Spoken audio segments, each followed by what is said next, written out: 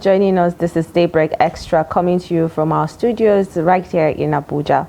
And let's dive into the first discussion, or should I say our discussion for this morning. The challenges for many women is much more than just breaking into the industry, but also being able to advance to the highest level in their careers. Most women want equal opportunities as men. Foremost challenge is how to balance work and home.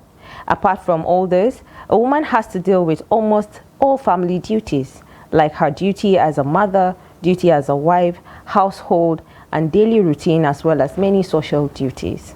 Balancing work and life can be taxing, especially for professional women. The pressure to succeed in your career while maintaining a fulfilling personality life can often feel overwhelming. And so, creating boundaries at work is crucial to finding a balance between work and life. Joining us in the studio is Dell. She is a broadcast journalist and is here to tell us how she is able to balance both her professional life and private life. Thank you so much for joining us, Dell. Thank you for having me. But can I call you Dell? That is actually the name. Like, I am more Dell out there than Dell. Oh, so it's back home. Everybody is like Dell. Yeah. There you remember. Yeah, you remember? I'm more of a Dell out there. Wow. Yeah, I would prefer to call L. you. Yes. So I would rather call you Dell before I go and bite my tongue. So tell us. Let's talk about work. Let's talk about work. How is work going? You know, with the current economic situation right now.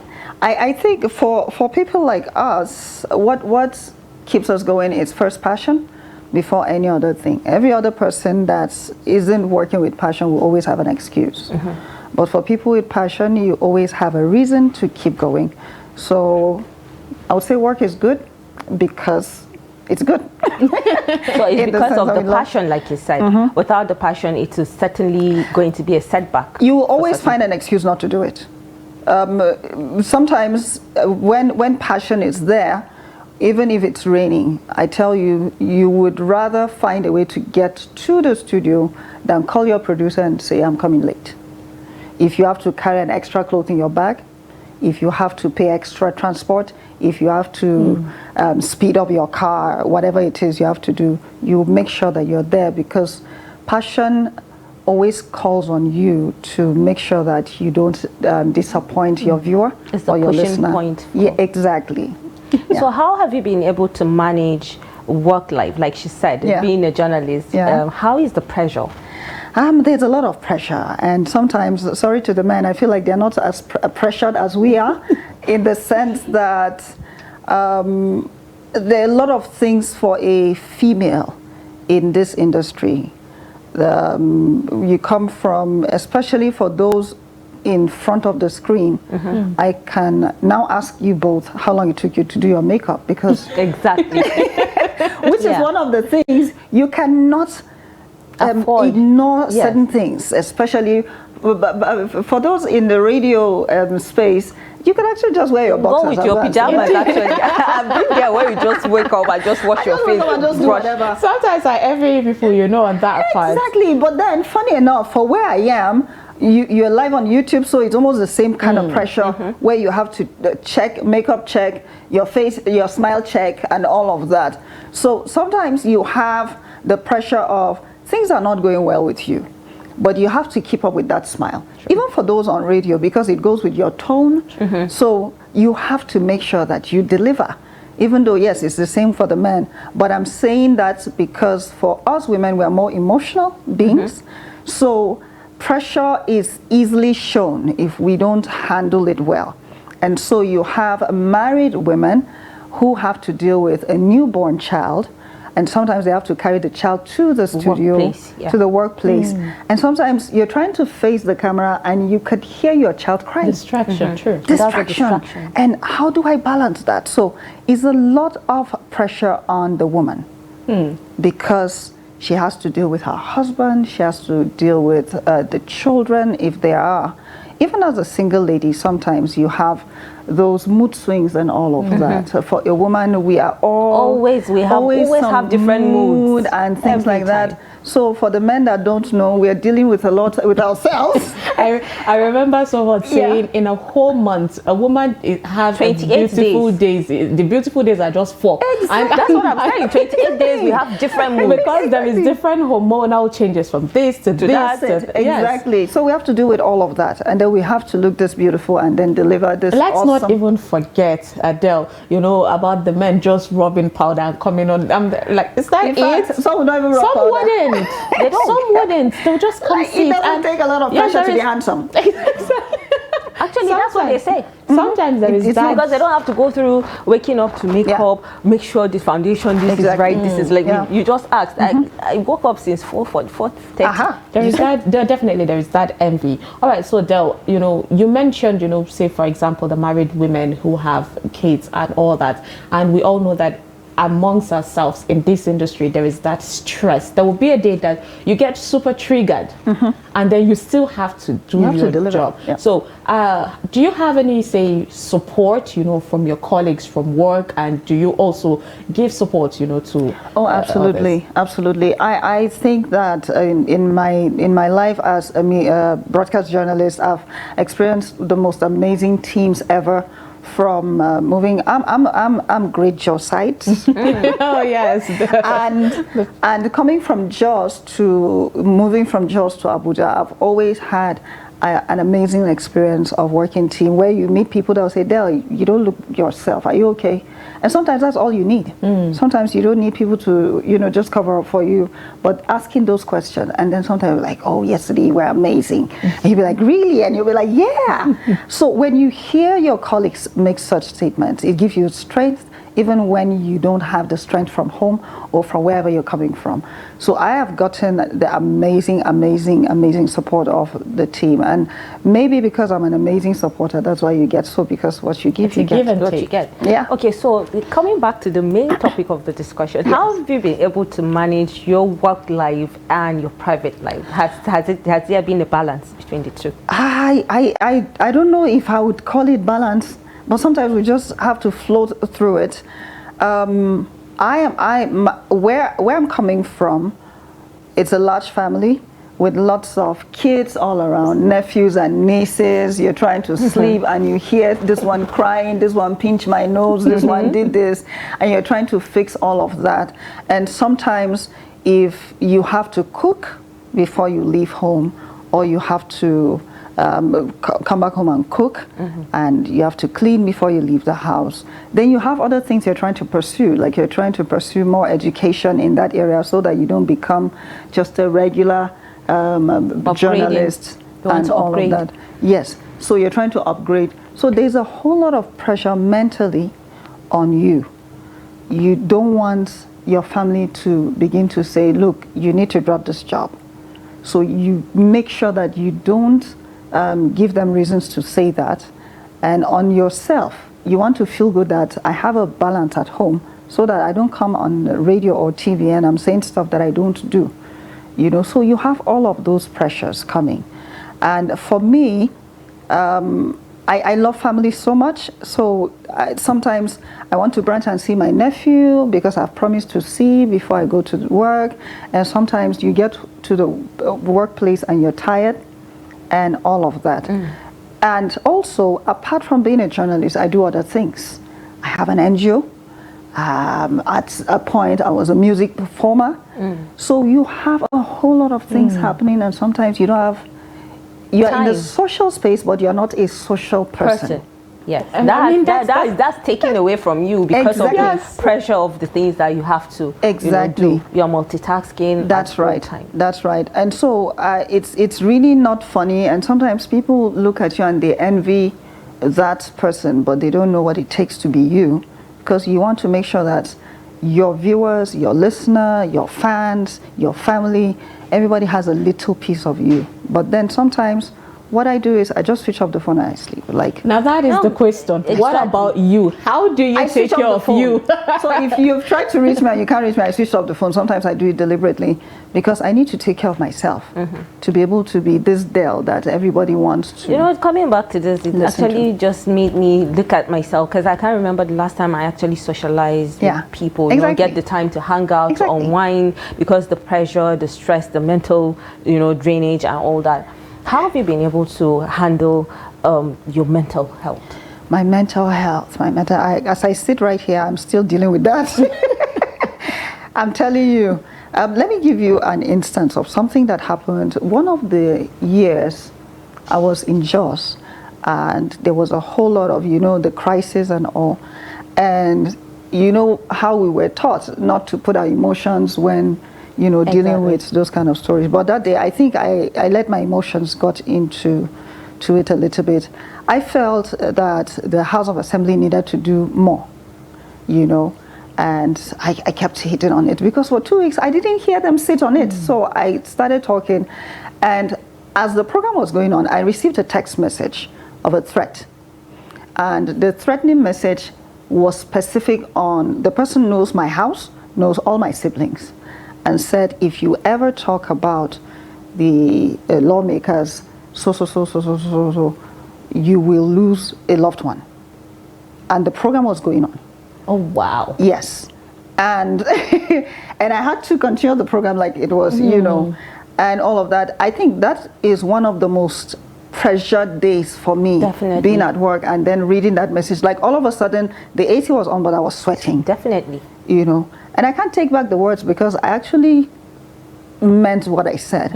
Like, what are you people doing? People are dying every day. So I left that studio that day. I couldn't sleep, and I had to be at work the next day. So I had to talk to my head of station then. And thank God it's a female. And, you know, I think that was one of the times that I had to sit down and talk about the pressure that women go through in this space that we're in. And she said, Dell, you will go through all of these things, but you have to be strong. And I think that particular conversation about that incident helped me a whole lot on how to be able to handle pressure. Sometimes you just need to off the mic and just take a deep breath and then continue the program. But that will not stop us from telling the truth, but we find the right ways to be able to speak our minds. But did you allow the threat to pull you down? Did you continue the show afterwards? I did. I had to finish. I had to finish the show. It is a 1 hour show. And in fact, that was the reason why I said it's one of the most tasking moments for me, because I had to finish the show. You had to maintain your voice level. You had to make it look everything was okay. Yes. But then deep within you knew that you did this message that you just read, and that alone. What I did the next day was I came on air and I made a reference to it, and I said, I received a threatening message yesterday, but I have given it, which I did. I had to let the authorities know. And so I said, whatever line you used, whoever you are, I said, the bad part is whatever happens to me, even if you take a cat that pushes me on the road, you will take the blame. Yes, you will take the blame, because you don't threaten people at their places of work. And the good thing is, you know, with the NIN and all the things, numbers can be traced to whoever it is, with registration and what have you. Absolutely. I mean, we saw a recent news of a Zamfara journalist, you know, the Vaughan journalist that they saw dead after the kidnap. And a lot of people are already saying that Nigeria is not really conducive for journalists. We know what we go through, and it's not even funny. But at the end of the day, we're all there to put the facts out there. Exactly. So whether we are the voices of the people, we hear what needs to be done, and we say it. So that pressure alone is not easy, and I commend you for how you carry yourself, because that is the pressure that. So, you know, we've seen situations of, you know, other, say, broadcast journalists in a situation where your life, just like you said, and then something happened. I mean, a lot of things have been happening where sometimes you get to sneeze or you raise your on air, right? Everything goes on air. And like you said, it goes on and it doesn't come. Has anything like that ever happened to you? Yeah, funny moments, like, you know, you make such mistakes. Okay, so this one, I think I even told somebody about 2 days ago. So I was with a particular radio station in Jos, and I was a pioneer staff. So we went through vigorous training for over a month before we started even speaking on air. So I think there was a way as if they opened our brains and put everything in it. So when I left Jos to Abuja, started working with another radio station, on the mic on a beautiful Saturday morning, and good morning, listeners, and I mentioned the name of a radio station. Oh, the one you left before. Ooh. Wow. Oh, wow. Okay, you guys feel me? Yes, yes, we do. Well, that happened. And in a split second, in my head, I was racing. I don't know Definitely. if the listener noticed, but then I just continued my conversation like nothing happened. Exactly. Like nothing happened. But then it was crazy. And then this was a few days ago. I was recording a podcast for an organization, and I mentioned my present radio station.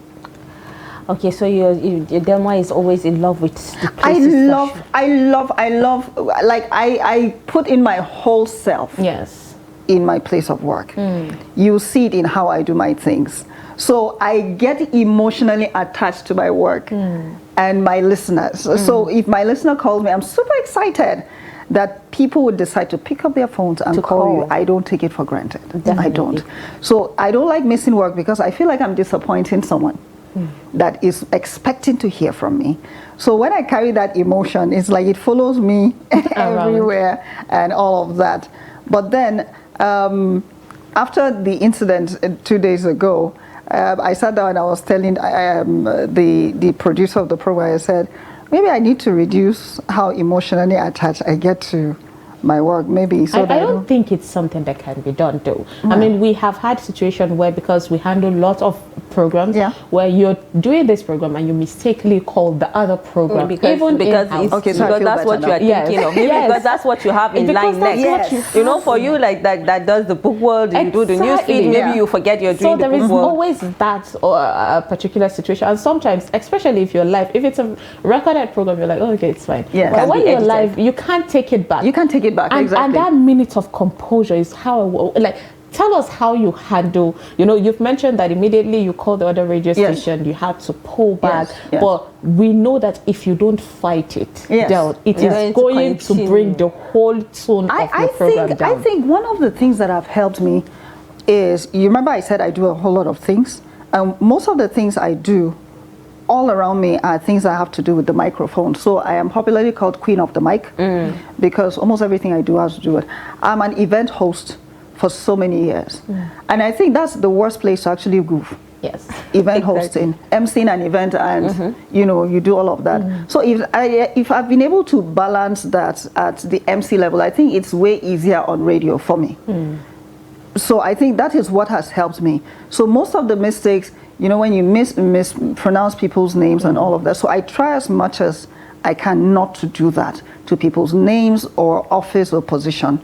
So I am always alert as an MC, and that has helped me to be able to deliver on radio. So if you find me, calling another station because of that, I think it's linked to what you said. Maybe that's the next thing you're about to do.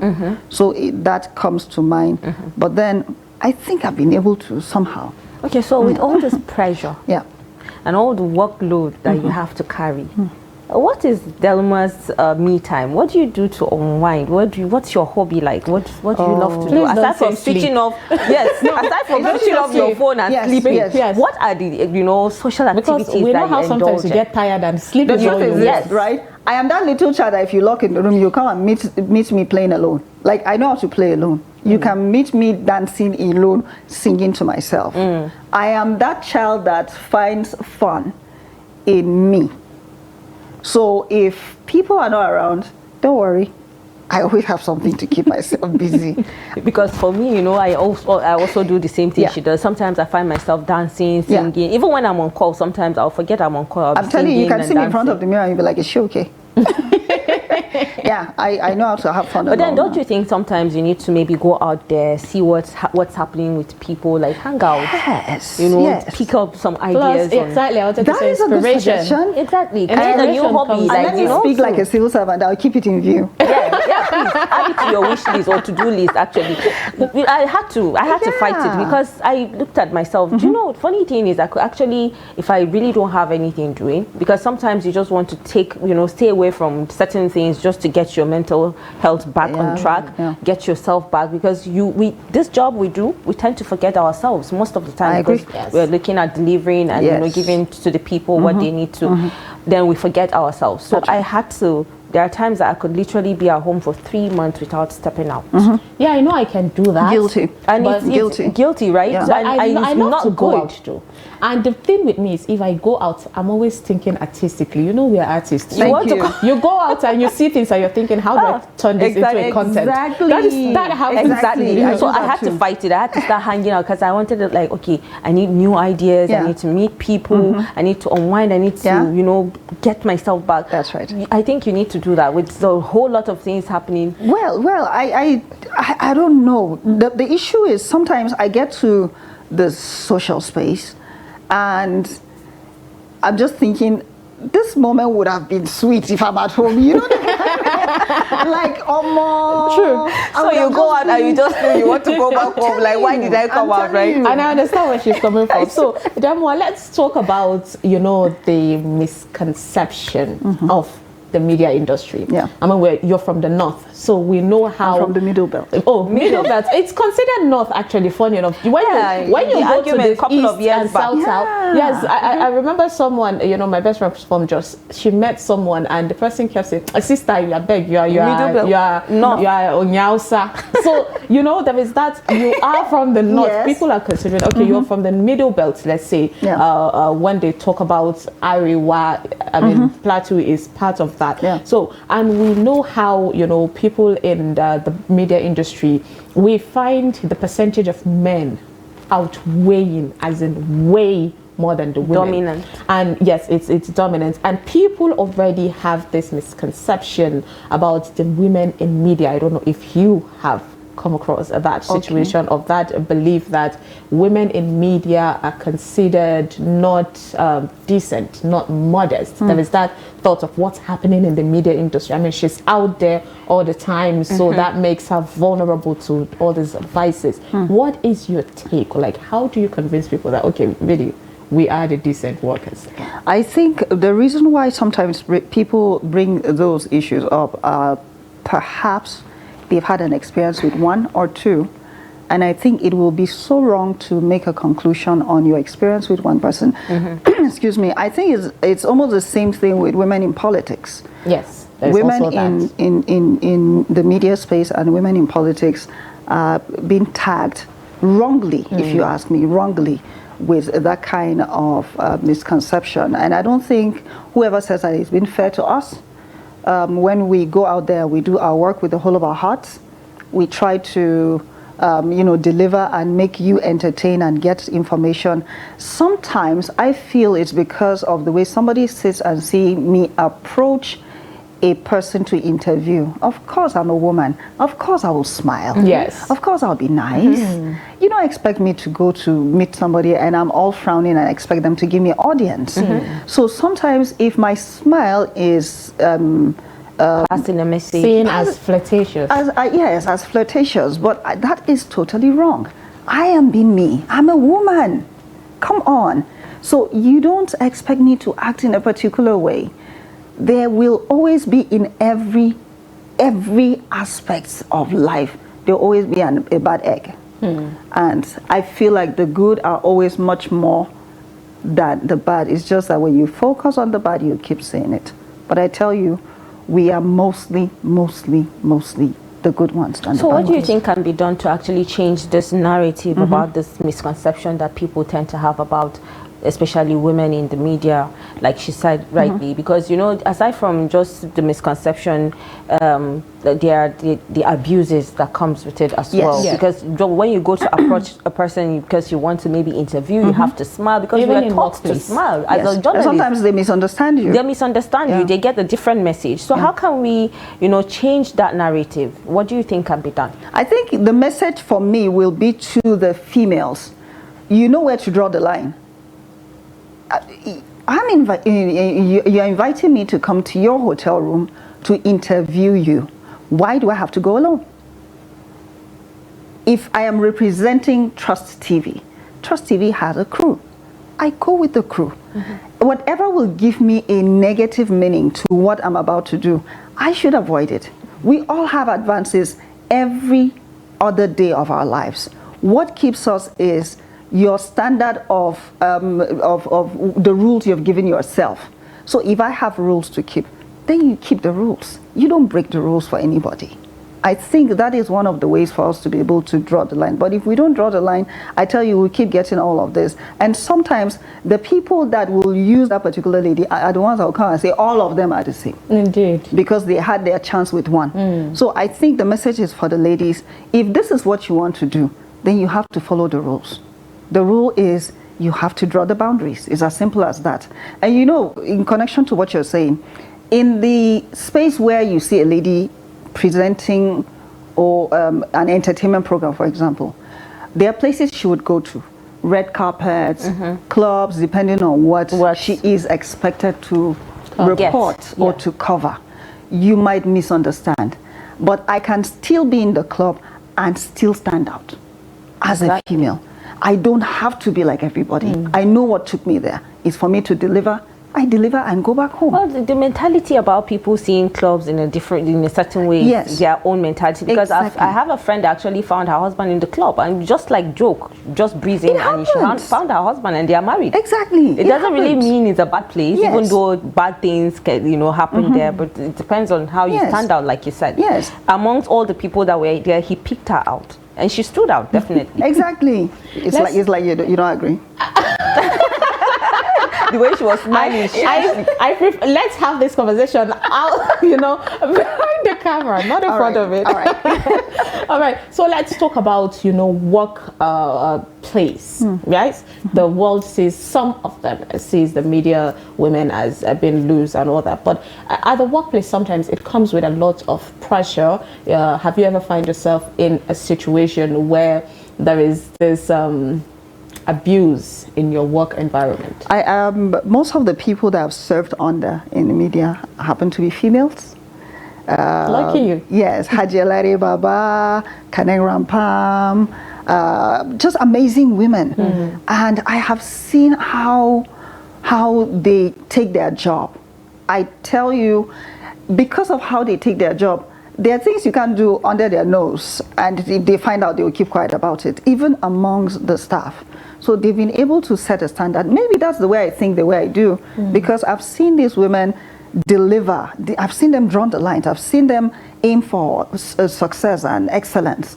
And these are the people that raised me in media. Rebecca Gyot, all the people that have raised me are females. Speaking of that, let's talk about women empowerment, women supporting women notion. Yes. For me, I don't really believe in that, women supporting women, because I feel anything that needs to have a tag is not really believable, because we've seen women throwing women under the bus. I mean, we don't see men doing men supporting men. It's normal. Men don't care. You are supposed to support each other. Yes. So what is your take on women supporting women, especially in the media industry? I have been referred for jobs by other women, and I have seen women pull down other women right in front of me. Exactly. Like, you want to give this person, I beg. I have seen that, and sometimes you're looking at the person like, seriously?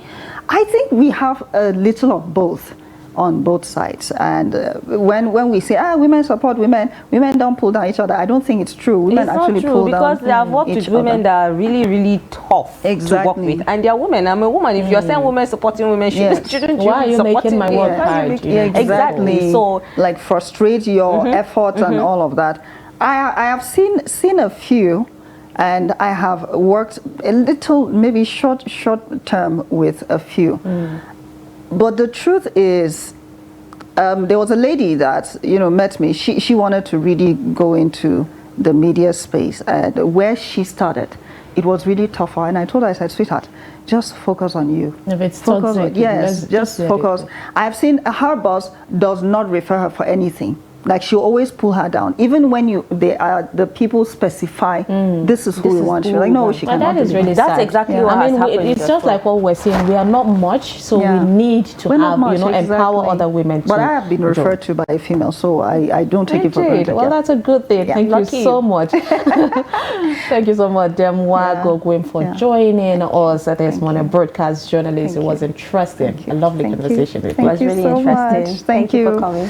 All right, and viewers, with that, of course, we have to wrap up Daybreak Extra due to time. We hope that you enjoyed, your our episode with us today, and we hope that, of course, you would catch us same station, same time next week in order to bring you amazing, program next Saturday. I am Sumaya Abubakar. Thank you so much for watching. Please do stay tuned also for the sports, weekend from Adeni Ajishafe. And thank you so much for staying with us. We do hope you join us again next week for another interesting Daybreak Extra episodes and different segments, like Sumaya said. We wanted to talk about some entertainment stories, but then we didn't have enough time to. And we hope we'll catch up with whatever it is you've missed out on our social media handles. Thank you.